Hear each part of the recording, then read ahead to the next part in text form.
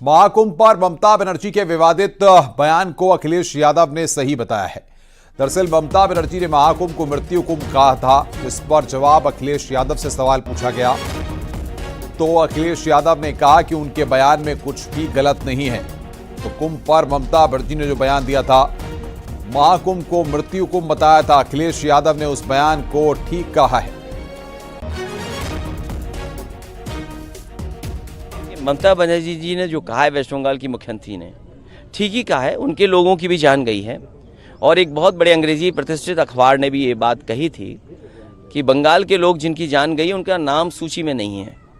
तो बड़े संख्या में लोगों की जान गई है जो बंगाल या और प्रदेशों से आए थे। एफआईआर भी नहीं दर्ज हो रही है। ये ममता बनर्जी जी ने जो कहा है वेस्ट बंगाल की मुख्य और बातचीत करने के लिए अलाउद्दीन हमारे संवाददाता हमारे साथ जुड़ रहे हैं। अलाउद्दीन, अखिलेश यादव ने ममता बनर्जी के बयान को सही ठहराया है। जी हाँ, बिल्कुल। आज एक कार्यक्रम था, उस कार्यक्रम के दौरान जब ममता बनर्जी के उस बयान पर पत्रकारों ने टिप्पणी लेने की कोशिश की तो साफ तौर पर अखिलेश यादव ने कहा कि जो ममता बनर्जी ने पश्चिम बंगाल के बारे में कहा है वह सही बात है। उन्होंने कहा कि उनके राज्य के लोगों ने जाने खोई हैं, बंगाल और कई राज्यों से आए हुए लोगों की बड़ी संख्या में मौत हुई। यही नहीं, अखिलेश यादव रुके बल्कि आगे उन्होंने कहा कि एफआईआर जो है उनके लोगों को लेकर के दर्ज नहीं हुई अभी तक। भक्त जो यहाँ पर सदियों से आते रहे, वेस्ट बंगाल से भी जो है भक्त भारी संख्या में आते रहे, लेकिन खास तौर से ममता बनर्जी ने अपने लोगों के बारे में, यानी वेस्ट बंगाल के रहने वाले लोगों के बारे में कुछ जानकारी इकट्ठा करनी चाहिए, उस बारे में एफआईआर वहाँ के लोगों ने दर्ज कराना चाहा। तो स्थानीय प्रशासन यानी उत्तर प्रदेश का प्रशासन उनकी कोई मदद करता हुआ नजर नहीं आया। उन्होंने इसी के साथ साथ सारी व्यवस्थाओं पर एक बार फिर से न सिर्फ सवाल खड़ा किया बल्कि आखिर में उन्होंने ममता बनर्जी के उस बयान को लेकर के भी कहा कि ममता बनर्जी के बयान से वो खुद को संबद्ध करते हैं और उन्होंने इस पूरे मामले में गलत क्या कहा है। तो ऐसे में आप मान के चलें कि एक ममता बनर्जी का जो पूरा बयान था कुंभ को लेकर के, उससे सभाध्यक्ष अखिलेश यादव ने खुद को संबद्ध किया है और साथ ही पूरे बयान जो लगातार उनके आते रहे इससे पहले करीब 5-6 दिन से, उन सारे बयानों को एक बार फिर से रिपीट किया है। चाहे अकबर को किले को देने की बात हो या फिर संगम नोट पर जो भगदड़ के मामले को लेकर के जो पुराने बयान उनके रहे हो, उन तमाम बातों को एक बार फिर से स्पष्ट करते हुए कहा कि हमारी पार्टी लगातार विधानसभा सत्र के दौरान भी मृतकों की संख्या को उजागर करने के लिए कह रही है।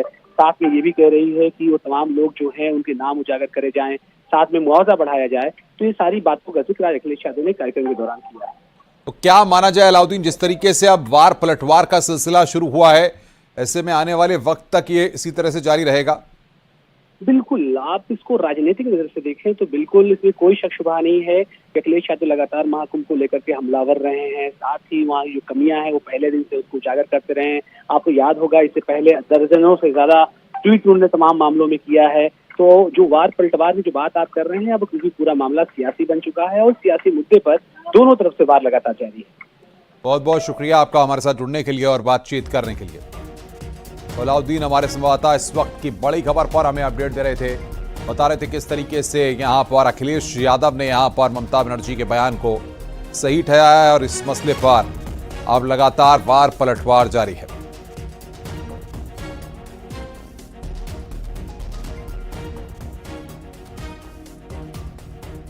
और इस वक्त बातचीत करने के लिए भारतीय जनता पार्टी के पूर्व सांसद सुब्रत पाठक हमारे साथ जुड़ गए हैं। पाठक जी, आप किस तरीके से देखते हैं, अखिलेश यादव भी ममता बनर्जी जैसे कह रही हैं कि मृत्यु कुंभ है, ऐसे में अखिलेश यादव भी उसको ठीक ठहरा रहे हैं? नहीं, ये अखिलेश यादव अगर इसको मृत्यु कुंभ का समर्थन कर रहे हैं तो अखिलेश यादव पहले बताएं वो क्यों गए इसमें स्नान करने, उनका परिवार क्यों जा रहा है इसमें स्नान करने के, मरने के लिए वहां जा रहे हैं क्या? या अब तक जितने 50 करोड़ से अधिक लोग वहां पर स्नान कर चुके हैं, कितने लोग नहाने के कारण से वहां मर गए? तो कुल मिलाकर देखो, इनको सनातन का ये परंपराओं का अपमान करना, क्योंकि इनको विशेष वोट मिलता है और ये कुंभ एक हमारी इतनी पुरानी प्राचीन परंपरा है कि जिसने जाति के बंधन को तोड़ दिया है। वहाँ सब एक साथ जा रहे हैं, एक साथ नहा रहे हैं, एक साथ खा रहे हैं। और दूसरा, ये जो जाति की बातें कर रहे हैं, तो कुंभ यह भी संदेश देता है कि हजारों वर्ष से पहले हमारे यहाँ जाति की कोई व्यवस्था ही नहीं थी। अगर हमारे यहाँ जातियों की व्यवस्था होती तो कुंभ में हर जाति का अलग अलग घाट होता, हर लोग अलग अलग नहा रहे होते। तो कुल मिलाकर सबके अलग अखाड़े होते हैं हर जाति के, लेकिन ऐसा तो है नहीं। तो कुल मिलाकर कुंभ ये संदेश दे रहा है, शायद इसीलिए इनको एक बड़ी पीड़ा हो रही है कि कुंभ ने पूरे देश को, खासकर सनातन समाज को बांध दिया है और जिसको ये बांटना चाहते थे अब वो बटेगा नहीं। तो मैं समझता हूँ ये इनके लिए एक बड़ी पीड़ा है और इसीलिए इनको पीड़ा हो भी रही है। तो फिलहाल क्या लगता है आपको, अखिलेश यादव क्यों इस तरह के बयान देकर के माहौल को गरमाने की कोशिश कर रहे हैं? देखो, अखिलेश यादव जी को चूंकि विशेष वोट इनका जो है पसंद होता है। अच्छा, आप बताइए, हर साल हज लोग करने जाते हैं, और जो हज करने जाते हैं वहाँ सब तमाम लोग गर्मी में अव्यवस्थाओं के कारण से भगदड़ में मारे जाते हैं। हमारे देश के लोग भी मारे जाते हैं, और वो हज हमारे देश में तो होता नहीं है। क्या कभी इन्होंने विरोध किया कि हज पर नहीं जाना चाहिए? वहाँ लोग अव्यवस्था के कारण मर जाते हैं, भगदड़ में मर जाते हैं, गर्मी के कारण से मर जाते हैं। वहाँ के लिए तो ये सब्सिडी दिलवाते हैं। वहाँ हज करने जाने के लिए 100 करोड़ का हज हाउस बना देते हैं। ये 10,000 करोड़ रुपए अगर खर्च किया गया कुंभ की व्यवस्था के लिए, उस पर इनको पीड़ा होती है। लेकिन 100 करोड़ का ये हज हाउस खड़ा कर देते हैं बनाकर। आखिर हज का क्या काम, हज हाउस का क्या काम? तो उसके लिए कभी सवाल नहीं खड़े करेंगे। लेकिन हमारी प्राचीन परंपराओं को लेकर, हमारे मंदिरों को लेकर, हमारे तोड़े गए मंदिर अगर दोबारा बना जाएंगे तो उसको लेकर गोली तक ये चलवाएंगे। क्यों? क्योंकि इनको वोट चाहिए, और इनका विशेष वोट इसको लेकर प्रभावित होता है। और शायद इसीलिए आतंकवादियों को छोड़ भी देते हैं जब ये मुख्यमंत्री बन जाते हैं। तो क्या लगता है आपको, जिस तरीके से अब अखिलेश यादव मृत्यु कुंभ का समर्थन कर रहे हैं, क्या भारतीय जनता पार्टी इस मुद्दे को उठाएगी? क्या वार पलटवार का सिलसिला जो है ये आगे आने वाले वक्त तक चलता रहेगा? भारतीय जनता पार्टी ने अपने देश की परंपराओं को, हमारी भारत की प्राचीन परंपराओं को और हिंदुत्व के लिए जानी ही जाती है। और चाहे आज राम मंदिर हो या जो भी विषय हमारी सरकार आने के बाद जो हल हुए हैं, खासकर हमारे देश से संबंधित राष्ट्रीय मुद्दे, तो ये तमाम सारे ऐसे मुद्दे, हमारे मंदिरों के मुद्दे जो हल हुए हैं, तो वो भाजपा तो इन सबको पहले से ही इनके ऊपर तैयार खड़ी है। और निश्चित रूप से आपने एक शानदार व्यवस्था, आपने देखा होगा, आप जो लोग जाते हैं श्रद्धालु, खासकर जो कुंभ में पहले भी गए होंगे, उनसे आप पूछो कि पहले कुंभ में कैसा पानी होता था। बिल्कुल बिल्कुल। हमारे साथ पाठक जी अशोक यादव, सपा प्रवक्ता भी जुड़ गए हैं। अशोक यादव जी, क्या कहेंगे, क्यों आखिर अखिलेश यादव को लगता है ममता बनर्जी का बयान सही कि हाँ महाकुंभ जो है मृत्यु कुंभ है? देखिए, जिस तरह से महाकुंभ में अपने महाकुंभ अपने सुल्तान में हजारों सालों से चला आ रहा था, लेकिन पहली बार किसी सरकार ने महाकुंभ को अपने राजनीतिक विज्ञापन का केंद्र बनाने का कुत्सित प्रयास किया। और इस योगी सरकार ने इस राजनीतिक विज्ञापन के चक्कर में सबको बुलाया, सबको उसके बाद कहा कि सब लोग 144 साल बाद वाला कुंभ लग रहा है, सबको अपने जीवन का अंतिम मौका है थोड़े कमाने का। इस तरह की भ्रामक खबरें सरकार ने फैलाई, जिसका नतीजा रहा पूरा सरकारी अमला, पूरा सरकारी तंत्र योगी सरकार और भाजपा सरकारों के विज्ञापन में लगा रहा। पूरी सरकारी मशीनरी अगर क्राउड मैनेजमेंट में लगी होती तो इस तरह के हादसे जो आए दिन हो रहे हैं, हमारे इतने श्रद्धालु मारे गए, इतने लोग मिसिंग हो गए, इतनी दुर्व्यवस्था हुई, ये नहीं हुई होती। अब दूसरी बात, आपको सेंट्रल पोल्यूशन कंट्रोल बोर्ड की रिपोर्ट को देखना चाहिए, एनजीटी के जो कमेंट्स आए उसको देखना चाहिए। जो महाकुंभ में जो जल से स्नान कर रहे हैं हमारे श्रद्धालु, उसमें फीकल कैलिफॉर्म बैक्टीरिया का लेवल क्या है? आप ये बताइए, जिस लेवल में बैक्टीरिया वहां पे पाया जा रहा है, फीकल कैलिफॉर्म बैक्टीरिया, वो मानक से कई गुना ज्यादा है। ये हमारे सेहत के लिए भी खतरनाक है, और तमाम चीजें भी उस पानी से नहाने में तमाम बीमारियां हो सकती है। हम समाजवादी पार्टी नहीं सुब्रत पाठक जी, सुब्रत पाठक जी जवाब दीजिए भाई। सुब्रत पाठक जी हमारे साथ जुड़े हुए हैं, वो इस बात पर जवाब दे पाएंगे। ये जिस प्रकार की घृणित बात कर रहे हैं कि सरकार ने उसको विज्ञापन बनाया, सरकार की आस्था है, आस्था का विषय भी है। अगर सरकार ने इसको विज्ञापन बनाया तो आपने हज हाउस क्यों बनाया? क्या आवश्यकता थी हिंदुस्तान में हज हाउस बनने की? आपने क्यों बनाया था अपनी सरकार को रहते हुए?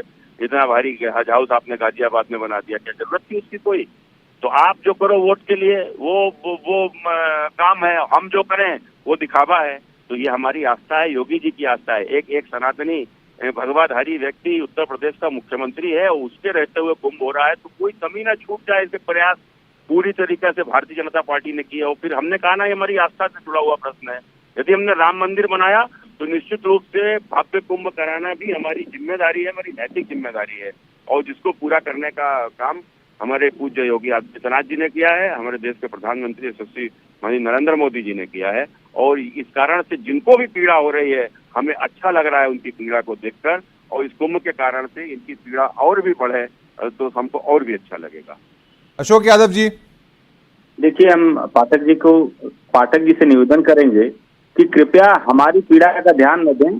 हमारे श्रद्धालुओं के साथ जो पीड़ा हो रही है, जो उनकी मौतें हो रही हैं, जो उनके लोग मिसिंग हो रहे हैं, जो माँ गंगा को पीड़ा हो रही है, कृपया उस पीड़ा पर ध्यान दें। अभी उन्होंने कहा कि भगवाधारी मुख्यमंत्री, तो लोगों को इस बात की उम्मीद थी कि भगवाधारी मुख्यमंत्री अगर हुए हैं तो कम से कम माँ गंगा के सफाई अभियान का पैसा उनके रिजीम में लूटा नहीं जाएगा। लेकिन जिस बात को हम लोग कहते थे उसी बात को एनजीटी और सेंट्रल पोल्यूशन कंट्रोल बोर्ड ने बोला कि माँ गंगा के सफाई अभियान को उचित तरह से नहीं किया गया, जिसकी वजह से आज कंटामिनेटेड वाटर माँ गंगा में आ रहा है। उसी कंटामिनेटेड और फीकल वाटर से लोग स्नान करने पर तो मजबूर हो रहे हैं। आई भारतीय जनता पार्टी क्यों श्रद्धालुओं की आस्था के साथ खिलवाड़ करती, मेरे समझ नहीं आता।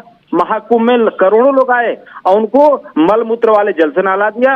अभी भगवान राम के मंदिर का उद्घाटन था, उसमें चर्बी वाला लड्डू सबको खिला दिया। तो ये भाजपाई लोग श्रद्धालुओं के आस्था के साथ क्यों खिलवाड़ कर रहे हैं? बहुत शुक्रिया अशोक यादव जी आपका। सुब्रत पाठक जी आपका बहुत बहुत शुक्रिया हमारे साथ जुड़ने के लिए और बातचीत करने के लिए। पश्चिम बंगाल की मुख्यमंत्री ममता बनर्जी के महाकुंभ पर दिए विवादित बयान पर यूपी के डिप्टी सीएम ब्रजेश पाठक ने भी निशाना साधा। उन्होंने समाजवादी पार्टी और कांग्रेस पर भी हमला बोला।